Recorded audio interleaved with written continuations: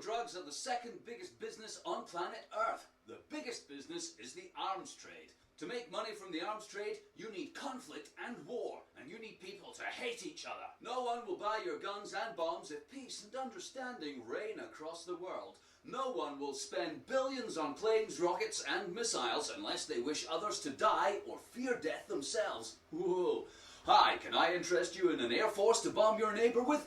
Hey, no man, they're cool. Bit noisy at the weekend, but shit, you know, I don't want to drop bombs on them. Are you sure? How about some tanks, just in case their next barbecue gets a little rowdy? No, really, we're fine. Trade in illegal drugs makes $400 billion a year. I didn't make that figure up, the UN gave it to me. Drugs only make that much money because you want them and they're illegal. Try making celery illegal and see who gives a fuck. Coffee, tobacco, beer, whiskey, these drugs are legal because there has to be something fun for the masses to do, right? I mean, it would be a hard-faced, puritanical fascist regime that didn't let its minions do something to alleviate the boredom at the weekend. Back to work, scum, and no changing your state of mind when you get home. Live to work and die in misery. Ha ha ha ha ha! That's not gonna go down too well, is it? Though there are some elite yoga gurus doing the dragon's breath, breathing exercise, that releases a naturally occurring hallucinogen, but for the rest of us, less perfect, everyday common people, it's beer and cigarettes. Or is it? $400 billion a year? There must be lots of us on drugs. You're probably on drugs. And so are you. Drugs from all over the world for all kinds of states of mind. Drugs to keep you up. Drugs to put you down. Drugs to get you up again. Drugs to make you feel. Drugs to take away the feeling. $400 billion.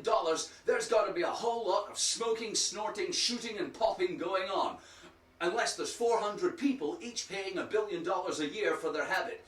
Yeah, man, I can sort you out, man, but it'll cost you like $1 billion a gram, man. Get the fuck out of here. I could buy Bolivia for that. I don't think so. There's massive exploitation of people and their desire to take drugs, which is why they're illegal. Are there any good drugs? Are there any bad drugs? Which drugs are which, and who would tell you so? Doctors kill more people every year with prescription medicine than all of the illegal drugs put together. Don't believe me? Google it. Then Google it again and keep Googling it until you're well informed and have rid yourself of ignorance in this matter. Your doctor is a deadly drug dealer. Your government are legal drug barons, and your society, my society, is high society. Some people are making billions out of us because what we want has been deemed contraband. Drugs, the second biggest business on earth. $400 billion worth of business. Whoo-wee! That's a lot of money. For stuff which is not worth much, really. Not worth much at all. Most of the drugs people want are abundant, cheap, and easy to grow or acquire. The coca plant grows naturally like wildfire in its native habitat, and is the most medicinal plant for human physiology known to medicine. Please Google it and rid yourself of ignorance on this matter. Our collective intelligence will thank you when you've caught up. Heroin can be taken safely every day of your life. Cannabis has more uses than a Swiss Army knife and grows like a weed almost everywhere on Earth. It has no known lethal dose. Drugs are not expensive, unless you make them illegal, and drugs are not dangerous, except to morons. According to the World Health Organization, 100,000 morons, people, die every year from illicit drugs. 100,000 deaths from all the illegal drugs on Earth. Oh, the tragedy, the loss, the suffering, the waste of human life. Bwah, bwah! But wait a minute. This is a bag of white sugar. Costs about $1 a kilo. It's made in factories and sold in shops to anybody who wants it, including children. It's a common ingredient in millions of food products, and it kills 3 million people every year, according to scientists in New Zealand. Just fucking Google it. 2 million people die every year from a sedentary lifestyle. Physical inactivity. That's right, just sitting about doing nothing. Illegal drugs are less dangerous than sitting about doing nothing or eating sugar. Fuck, we gotta get some of those people doing nothing onto drugs. Think of the lives we could save. 1 million people a year die from unsafe sex, 3 million from tobacco, and 500,000 from air pollution. That's right, your car exhaust is killing more people than crack, smack, and meth put together. Not only does sugar kill 30 times more people than all the illegal drugs on earth put together, but kilo for kilo, it costs more to make than cocaine. So, who's getting all the money from drugs? Do you think that guy in the slums selling crack to whores is making 400 billion a year? What about that woman caught at the airport with a gut full of heroin-stuffed condoms? Is she making 400 billion a year? Where do you put 400 billion? Under your bed? In a jam jar? Where does the 400 billion end up if not in the pockets of Colombian gangsters with their speedboats and glossy shacks in the jungle? I'll save you the tortuous thought process. It ends up in a bank. Highly motivated and well-organized people ship drugs all over the world and put their profits in banks. Drugs move money from your pocket into banks. Illegal drugs move more money from your pocket to a bank than any other business except weapons. And what the fuck would you want with a gun when you're trying to have a good time? Let's put this argument to bed once and for all. Drugs are illegal, so they make more money. Unless you buy your drugs using seashells, wampum, or stones with a hole through the middle, your money ends up in a bank. Illegal drugs are less dangerous than air pollution, unsafe sex, and being a lazy fucker. If drugs were legal, coke would cost less than sugar, smack would be cheaper than aspirin, grass would be the same price as hamster food, and LSD would be free with your cereal. Don't let anyone spewing the anti-drug argument finish a fucking sentence. Ugh, the social costs, Deke, the ruined lives. Yeah, but if you drive a car, you're killing more people than a drug user. Oh, but the crime, the waste of life. Hello? Doing nothing kills more people than drugs. As for crime, well, in a world where selling weapons is the biggest business on the planet, perhaps you could reassess your moral point of view about what exactly constitutes crime. Over here we have people having a good time indulging in some boredom relief and exploring different states of mind. Over here we have murderous organizations dedicated to making and selling products that kill and have killed thousands of millions. These are the fuckers who make landmines, nerve gas, napalm and flamethrowers. They run the biggest business on earth, and it's only possible if we keep killing each other. They need us to hate, to destroy, and to murder each other, or they don't make any money. So, the drugs are bad argument is a bankrupt piece of horseshit trotted out the mouths of ignorant morons. I say we make weapons illegal and drugs legal. I say we've got it the wrong way round, and the real evil destroying our communities and people's lives are the people selling hate and fear and guns and bombs, and the people protecting our species from a life of robotic, fascist compliance are the ones trying to enjoy their one and only life on planet Earth. Thanks. Live in peace, and may your God fade into obscurity, your government get caught fiddling the books, and your nation be overrun with drug users, not arms dealers.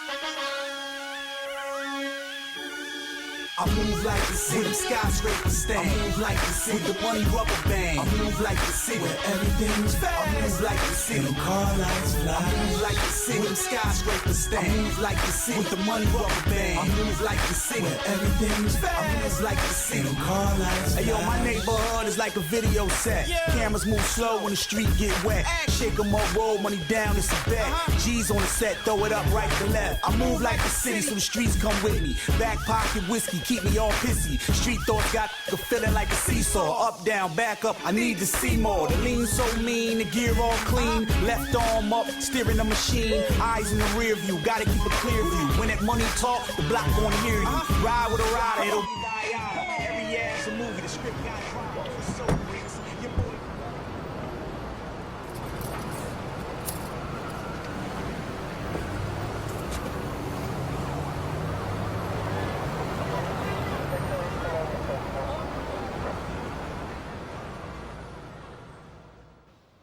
Good evening, my friends. For those of you who don't know me, I'm Billy Murphy, and we're going to talk about how to deal with the police.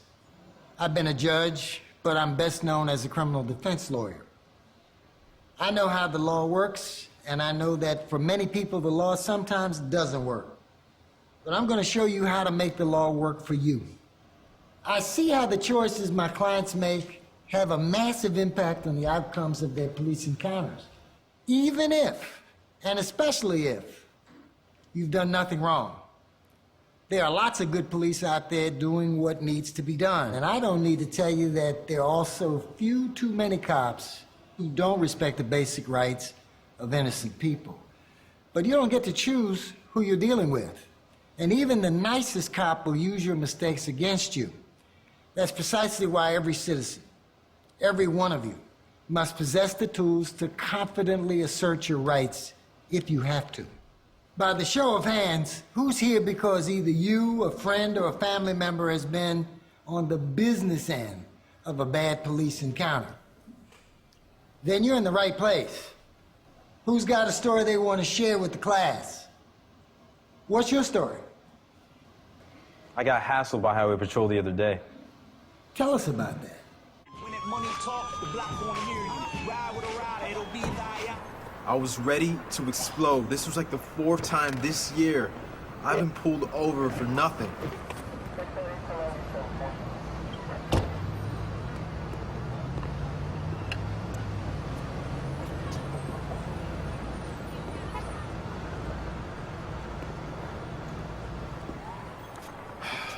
License and registration? Yeah, I know the drill, man. Excuse me? License? Registration. No need for the attitude there, bro. I'm looking out for your safety and everyone else's on this road. Whatever, man. Okay, step out of the vehicle for me. Turn around and put your hands in the air. Turn around and put your hands in the air. Gosh, man. Walk forward. Walk forward. Hands on the hood. Hands on the hood of the car. Do it. Spread your legs. What are you doing, man? Relax. I didn't do anything. Relax. God, I didn't do anything. You got a bad attitude. Now, I pulled you over because you were swerving between lanes. That's all. Now, you got a choice here. If you cooperate, you're going to make things a whole lot easier on yourself. Now, what that means is you got to be straight with me. You understand? Yeah. Here's the deal. You don't speak unless I ask a question. You understand? Yeah. All right. That hurts, man. That's too tight. Relax. You're fine. Now, where are you coming from? College. I'm coming home from college, man. You've been having problems with gangs moving guns down this highway. You're not packing any Tech 9s in there, are you? No, sir. So you don't mind if I take a look? Go ahead. All right, Darren, you just relax. Don't move.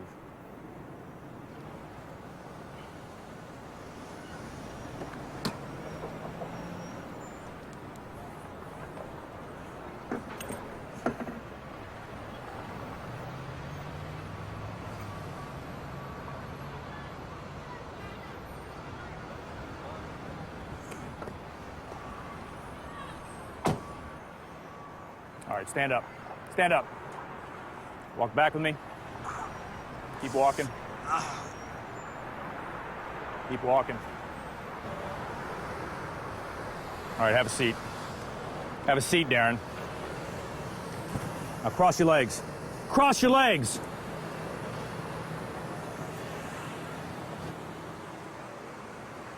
And when that cop was done roughing me up, he made me sit there like a dog while he ripped up my car.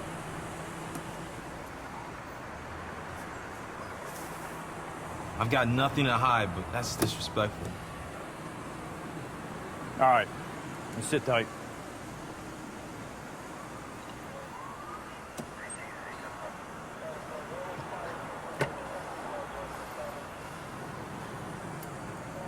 I sat there forever while he hung out in his car.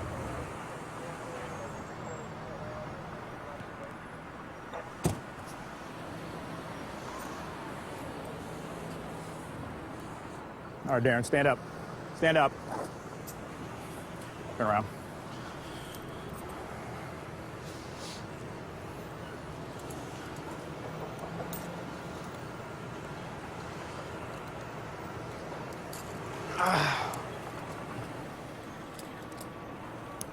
This is a citation for excessive lane change. You take care of this as soon as possible. Sign that. Sign it.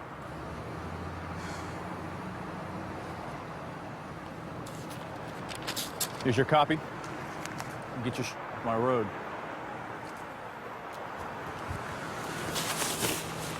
That cop profiled me. It's ridiculous. I go to school. I'm not a gun trafficker. I know exactly how you feel, man. That's why we're here. It's certainly possible you were profiled, but it's practically impossible to prove that. You never know for sure what's going on in an officer's head. I hate to say it, but from what I hear, it sounds like you broke the first rule of dealing with the police.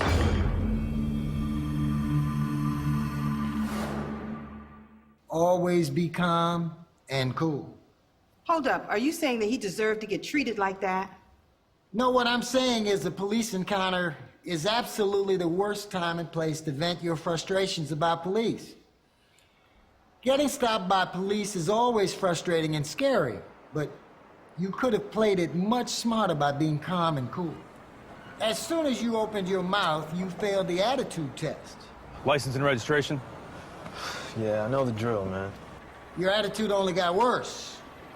Whatever, man. Don't ever talk back. Step out of the car. Don't ever raise your voice. Don't ever use profanity with a police officer.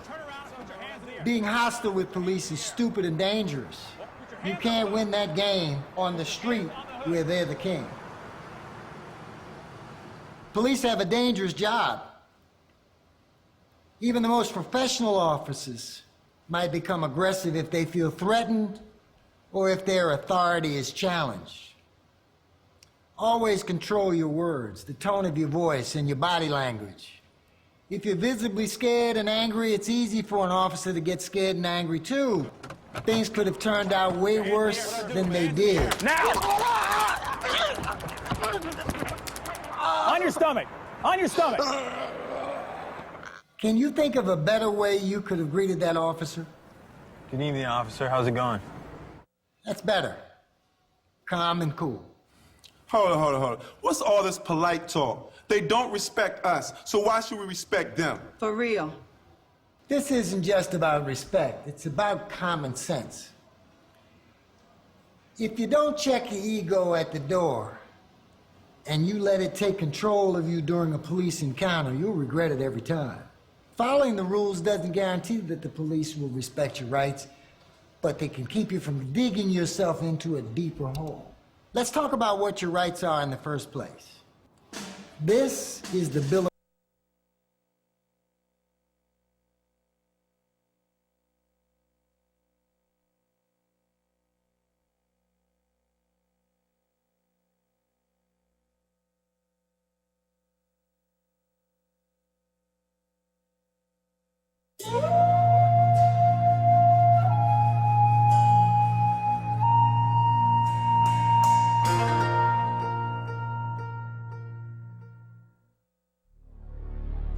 This is cancer. This is cannabis oil. This is cancer on cannabis oil. Any questions? I'd have questions too if I was you. So here's my story. My name's Dave Triplett, and I cured my skin cancer using cannabis oil. Several years ago, I had 2 lesions removed from the tip of my nose. In 2009, the lesions began to return in several places. I went to the doctor, and the doctor gave me a prescription for a cream. He told me to put the cream on my entire face and neck. He also told me to wait until after the holidays to use it because it may cause some redness. I did a Google search for the cream and I realized it was chemotherapy.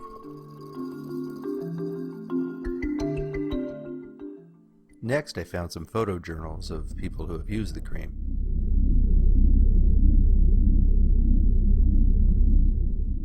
The photos, as you can see, are quite alarming.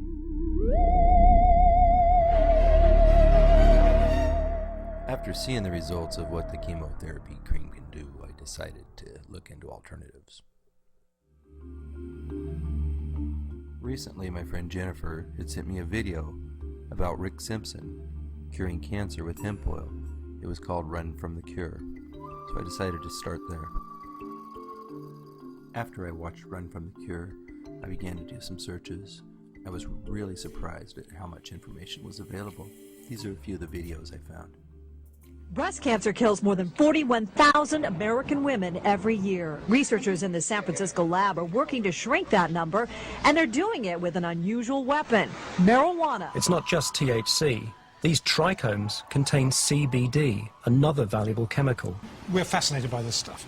And what we found is that this compound called cannabidiol was particularly effective at inhibiting aggressive breast cancer. I discovered that despite my training in medicine and science, I had been brainwashed that this substance, marijuana, that in fact it's remarkably non-toxic. There's never been a death from it. And I went from there, and that started me on a long interest in researching this substance. Marijuana may actually help reduce the risk of certain types of cancer. A new Brown University study found long-term pot users are 62% less likely to develop head and neck cancers. This includes cancers of the mouth, tongue, nose, sinus, throat, and lymph nodes. Breast cancer, prostate cancer, pheochromocytoma, lymphoma, leukemia, skin cancer, a whole variety of cancers that in experimental situations, meaning in tissue culture or in animal models, you can in fact show that cannabinoids kill these cancers. Into its bloodstream and was carried to its brain. There it met the cannabinoid receptor evolved so many millions of years earlier in the humble sea squirt. And it just so happened to fit, like a key in a lock. Researchers suggest chemicals found in pot called cannabinoids can have an anti-tumor effect. People are quite excited about the ability of these cannabinoids to kill cancer cells. After a few more searches and watching a few more videos, I decided it was time to get myself some cannabis oil. Because I live in California, I was able to go to one of the dispensaries to get some hemp oil. At the dispensaries, they refer to it as hash oil. It's also called honey oil and cannabis extract. Most people in California, such as myself, refer to it as hash oil. I used the oil for 3 to 4 weeks before I saw any results. Then the results were dramatic. Not only was the oil healing my nose, but it was bringing cancer to the surface that I didn't even know was there. Here are the pictures of my nose being healed. Cannabis extract, or hash oil.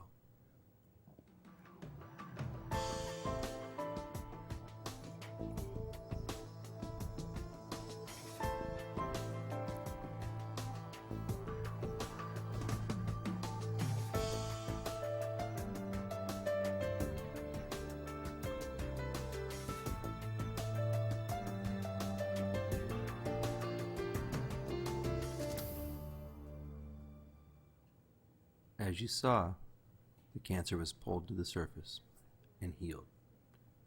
Pretty dramatic. In this side view, you can clearly see the cancer being pulled to the surface and healed. The greenish brown stuff you see is the oil.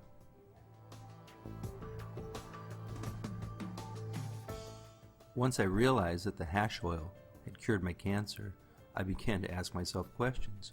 Why hadn't my doctor heard about this? Why hadn't I heard about this before? If cannabis cures cancer, why would it be illegal? As I did more research, I began to realize it's about profit and politics. But unless big pharmaceutical companies are behind these things, they may go nowhere. Is that it? Well, actually, Lloyd, I've had 2 other stories where drugs have shown great promise in the preclinical phase, and because they were orphan drugs and no one picked up, nobody could get the patent on it, they've gone nowhere. Drug companies won't be interested in funding studies for a drug that won't make them a profit. This drug has great promise, so why aren't companies and institutions lining up to get behind it? Because the drug isn't patented, if someone invests in and researching it, they're not going to make a profit because anyone can make it. It costs, some say, about $100 million to get a new drug through all the phases of testing onto the market. So it will be interesting to see if this old drug actually gets a new chance at becoming an anti-cancer medication. Typically get this eureka kind of feeling, and it's actually the most exciting thing scientists can get. I'm not going to have time to go into the history and politics of cannabis. I'll save that for the next video. I can tell you that cannabis used to be a very, very common medication. It was available in many forms. Here's a few examples of antique cannabis medications. This is a homeopathic cannabis sativa bottle. These are some cannabis indica tablets. Put it back to the video. This is a not me yet. Cough syrup. The video. Yeah.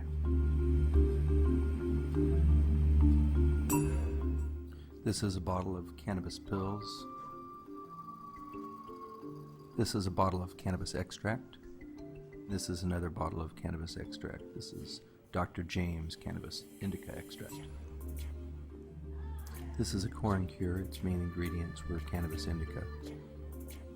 This medicine was taken away from us, and now people are needlessly dying. It's absolutely ridiculous that this harmless medication isn't available to cancer patients. I ask you to please do everything within your power to get the word out that cannabis, without a doubt, cures cancer. The National Cancer Institute, the American Cancer Society, and members of our government have known since 1975 that cannabis cures cancer. The 1975 report has resurfaced and is now available online. It has become clear to me that because of politics and money, a cancer cure has been kept from us, and people are needlessly dying. If you've lost somebody from cancer, the chances are their life could have been saved if the oil was available to them. Please share this information with every doctor, researcher, and news outlet you can think of. All we want to do is heal ourselves, and there shouldn't be a law against that.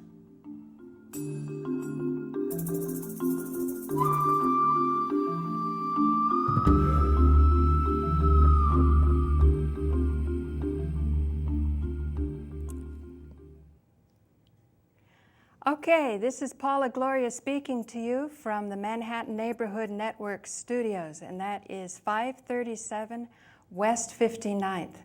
And it seems though my own voice is coming to the studio, so if you press 1 to 2 where you send it over to the main mix, oh great, then I won't hear myself. But I hope people can still hear me. Keep the number up because I want people to call in, and maybe Joe, you can adjust it. Yeah, that's good enough. I'll slink down there a little bit. I think you can understand why I picked these 3 files off of YouTube.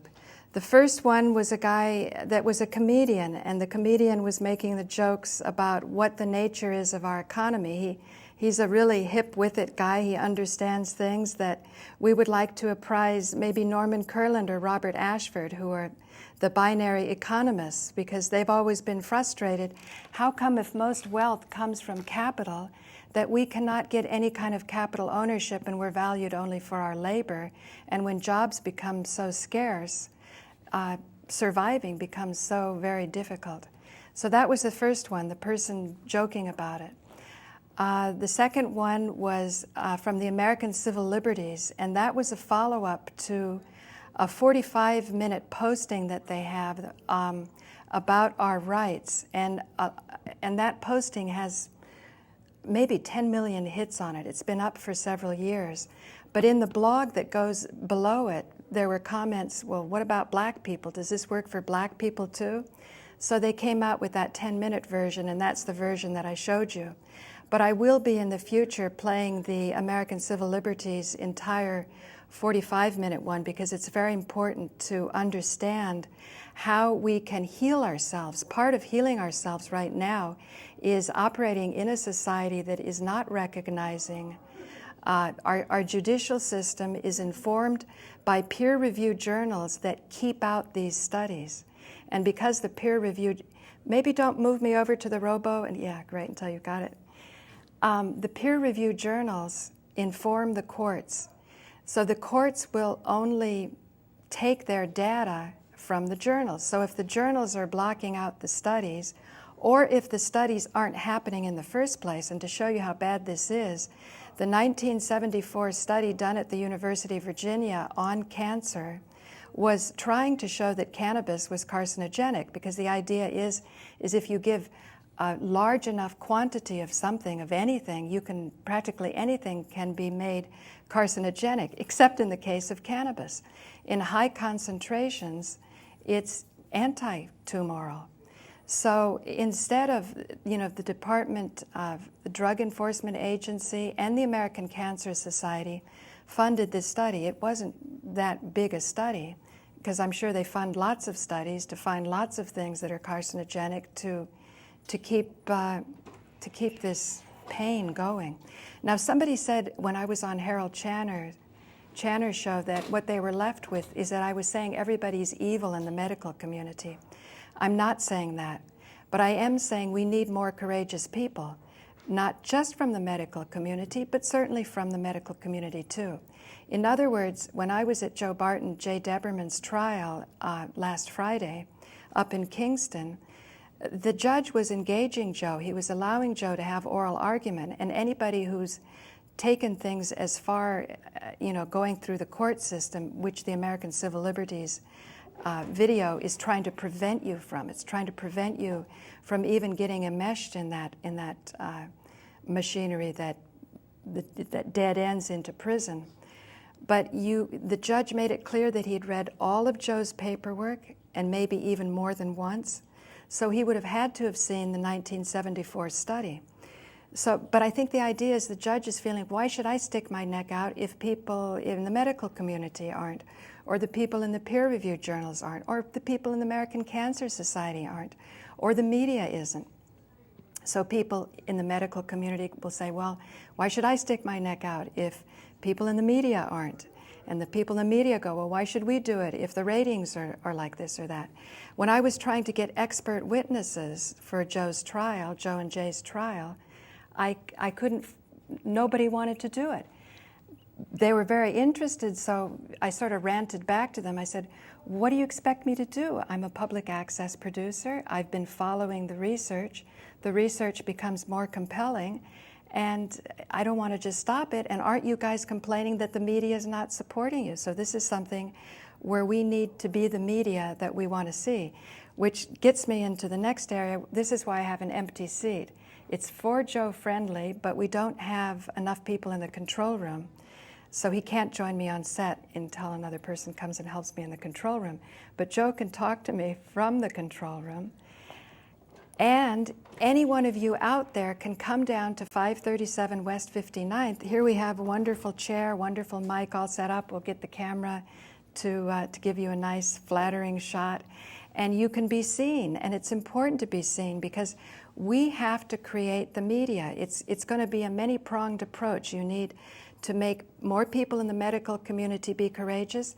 And when they showed those old bottles of cannabis and so on, before it was taken away, there were about 3,000 doctors, if I'm not mistaken, that were trying very hard to get cannabis back in 1938 or 37 after Anslinger misrepresented what the head of the American Medical Association told him, which is that cannabis is good. And even though they changed the name to marijuana so people wouldn't understand, or they would keep as many doctors as possible sleepy about what they were doing to try to corral a monopoly on a plant that we should have an inalienable right to have access to. In other words, as Posar says, because Joe Barton told him this, for thousands of years, man has been planting this plant and many others, harvesting it and using it to heal himself. And even for recreation, to feel happy is good. You know, it's good to have happy hormones running through your body. So even under the rubric of recreational, it still falls under the medical umbrella. But there's a lot of confusion that way. Our most vulnerable members of societies now, the sick and the dying, are depending on this medication. And even in California, where it's been legalized, you have busts taking place. People are dragged off to jail. They have a lot of trauma. It's very traumatic to be there in court. And well, it's even traumatic when a policeman pulls you over. So because of this trauma, we are hesitant to even get involved until the point comes that we will even go along with lethal therapies when better therapies are available. At the time, I think it was 3,000 doctors tried to stand up, but it was too late. The laws were passed. Cannabis, marijuana was made illegal. The stigma was starting to grow, and as Abigail Storm says, nobody wants to talk about the M word. They also don't like to talk about the C word, which is cancer. But it's important to start talking about these things, and that's why I'm having community television. Are there no calls? I was hoping there'd be some calls by now. Sorry. Joe, do you have anything to say? Maybe people are a little bit overwhelmed. I thought it was quite compelling, all the information. Joe's coming out to say. If you come out, we need 2 people in the control room. Can you talk from the control room? Because we don't have this camera set up. Just talk from the control room. I want to play kosher here. They get upset if we don't have 2 people in the control room. So Joe, you just push down the control room to the studio and we can hear your arguments. And tell people call in. Okay, so call in. Yeah, call in. Shanti says call in. Joe? Yeah, I'm handing in a show that I just made today from YouTube, of different selections on YouTube advocating legalization of marijuana. And together it starts off with political movements, then there's scientific statements, and ultimately even President Obama in 2004 says the war on drugs is a disaster and that marijuana should not be criminalized. Right. All that in 28 minutes, it's a pretty strong argument. So, but you have a 58-minute show, Joe. Why is it 28 minutes? Well, don't tell anybody, but I have a secret show. Fridays at 4:30. Okay, so you can edit on some of that too. So you can make a 58-minute show. The only problem with the legalization, I want to point out, in California, the medical patients, people who really are suffering, are being busted, and the dispensaries are being busted. And they go to jail, or they don't go to jail, they go to court, and they pay attorneys a lot of money, and they have a lot of trauma, and their crops are taken away. You know, if this was such an evil, bad crop, and they really wanted to protect us from this evil, bad crop, why do they always bust right before harvest? And what's happening to that marijuana that they're taking away? I think that Jay Deberman and Joe Barton, I think they should be able to go and visit the exhibits that were taken. 47 pounds was taken from them. And they had a cancer patient that had a big tumor on his neck. The tumor was going halfway down.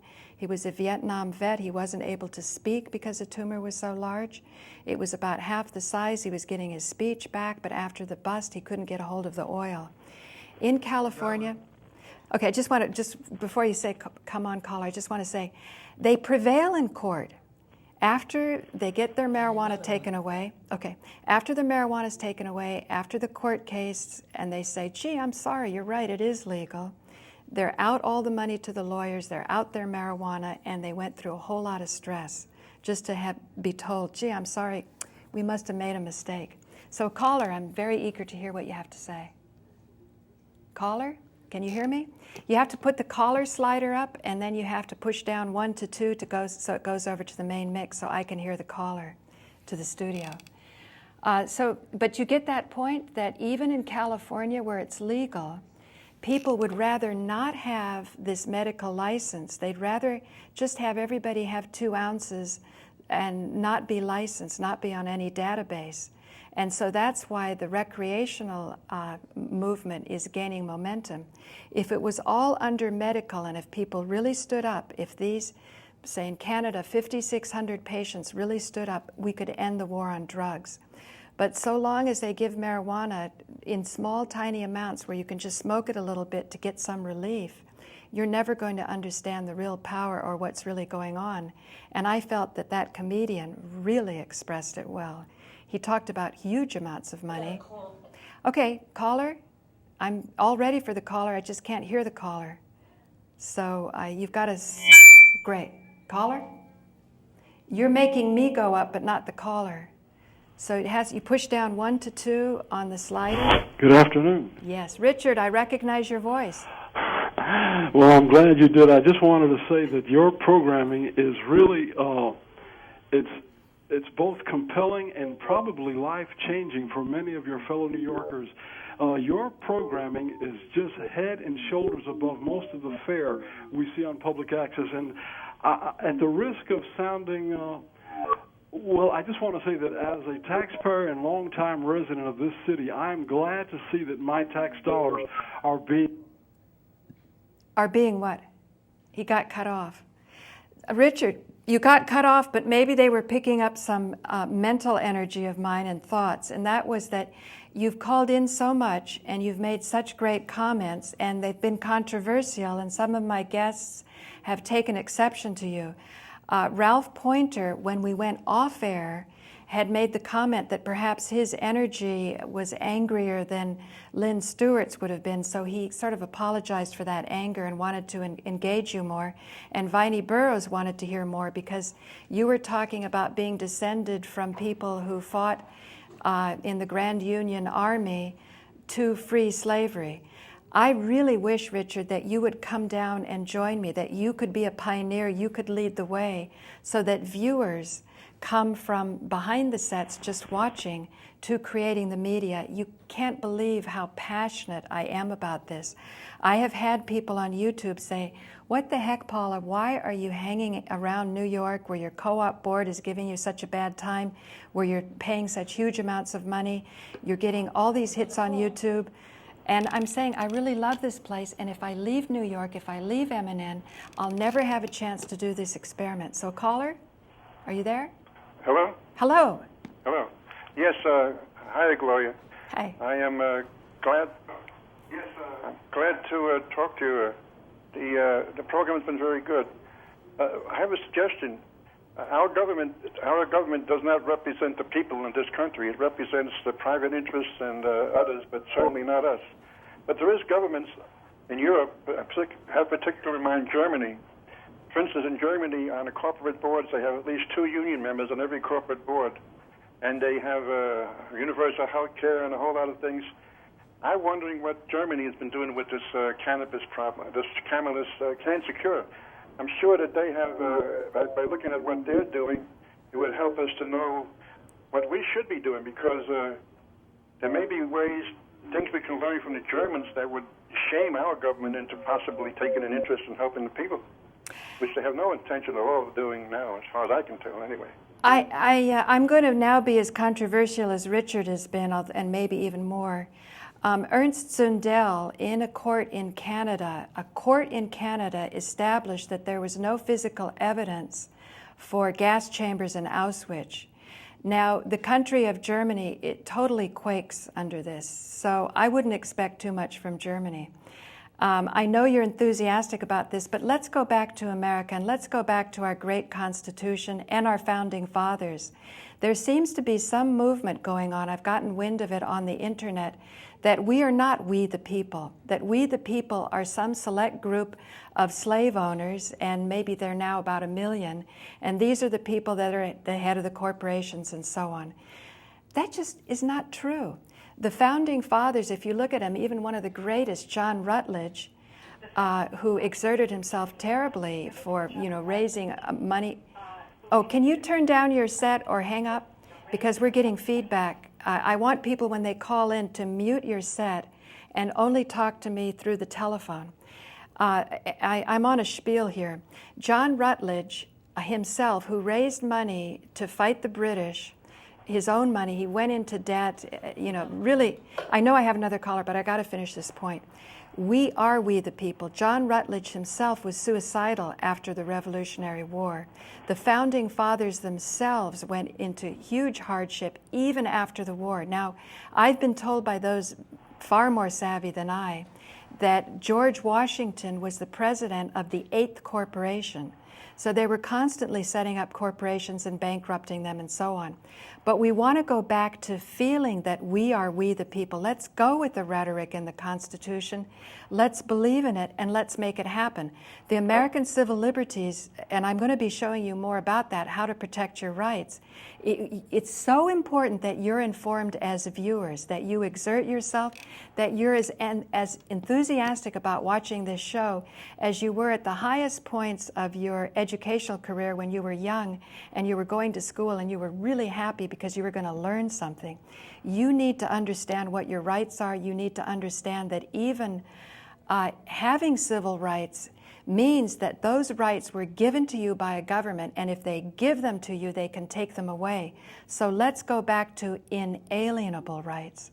And that's what we the people is about. So other caller, what would you have to say here? I still hear a voice in the back, so somebody, that you have to get rid of that caller because when there's feedback, it's difficult. Do you hear the feedback? I rest my case. Is there another caller there? You can hang up the caller. Don't depend on him to turn down his television set because, or maybe I'm wrong. Maybe engineering is giving me a bum steer. I don't know why I'm getting the feedback. Okay, great. Do we have another caller there? These are pretty compelling arguments, aren't they? I mean, there's so much to go into. Hello? Yeah, Hello? great. Yeah, Hello? caller? Yeah. Okay. Hello, Gloria. Yes. I'm calling back again. I kept getting cut off a lot, but hopefully you'll... Is your television down? Yeah, I have my sound turned off on the television. Okay, thank you. I apologize. It's just I hear the feedback, and I'm assuming it's coming from the caller because engineering tells me it is, but it's very mysterious to us what's going on in the control room. One of these days I'll have to come down here and sit in a chair, I guess, but at the moment... I would love that. I brought up the possibility of Germany. You know, if you want to talk about Germany, I would love to have you come down and we talk about Germany because it's a really big topic to talk about Germany. The last time they were excited about somebody like Adolf Hitler, nothing that they've gotten so excited about as when Obama went over there. And I was kidding one German about it who was with the Henry George people. And I have a little bit of an issue with the Henry George school because I do not see them stepping up to the plate to be giving out in the most robust and really aggressive way possible to connect with you, the viewer, about what Henry George did, which is, this is a problem of monopoly. And this problem of monopoly is what needs to be addressed. The people that were saying, Paula, why don't you get out of New York? Your board is beating up on you and you have to go down to court and it's so harrowing and stressful and you're paying $1,000 a month for maintenance even though you have only a tiny apartment. Go to upstate New York. The reason I'm here is because it's my home and $1,000 a month is actually cheap if I have to go on to the rental market again. And I want to be here because I want people like you not to just call in. I really, really want you to walk in. Did Hello? you get cut off? Hello? Hello. So you want to go back to Germany? He got cut off again. I'm all for Germany. I'm like 3/4 German. I'm at least half German. I'm a quarter Austrian. My father was born in Athens of a Greek father, and his mother was from Austria, so the first language he spoke was German. His perspective of what happened during World War II is very fascinating. The worst terror that Athens went through was after the Nazis left, supposedly from the communists. And I was hoping that Paul Kapitanopoulos would get over his anger issues in Jane Goldberg's reality TV group Therapy, because he knows a huge amount historically about what happened to Greece after the Nazis left and Germany wasn't involved at all. He said, if Greece was so communistic, why would you have priests that are supposed to be communists? You know, that doesn't mix. And yet they were saying the priests were communists and they were going after them in the most terrifying ways possible. So it was a type of civil war and a huge unrest that was happening. And that had nothing to do with the Nazis. So any more you want to say about Germany? Caller, did we lose a caller? Another caller. Okay, another caller? Anybody? Just let them on all at the same time. Caller? Hello? Hello? Hello? Hello? Hello?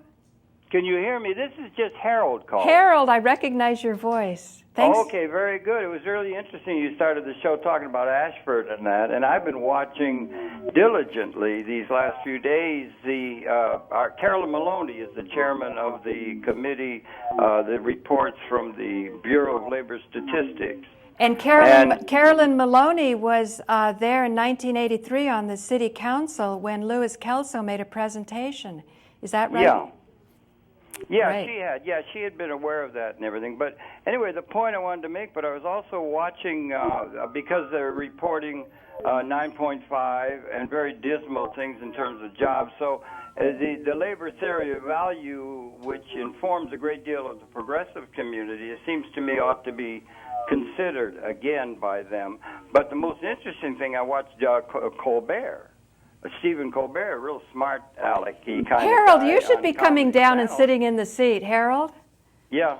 You know, because maybe you could sort of lead the way. I know Joe Friendly is just chafing at the bit, but we got to have two people in the control room. I know. But we don't want to keep hogging the airwaves. But maybe if we get somebody from another show, they could kind of lead the way, that the viewers could do this. But go on, Harold. It's important what you're saying. Nothing. It was just that I happened to go all over the place. Mostly, I'm watching the reports on jobless recovery. Jobless recovery. But the point is, Barney Frank was on with Colbert, and Colbert is very sharp and everything, and they were exchanging, and Frank, part of the Dodd-Frank Committee on the economy, and he just said obiter dictum, or off the side, and he did it very adroitly and everything. He just brought up, out of the blue, he said, by the way, I think marijuana should be made legal.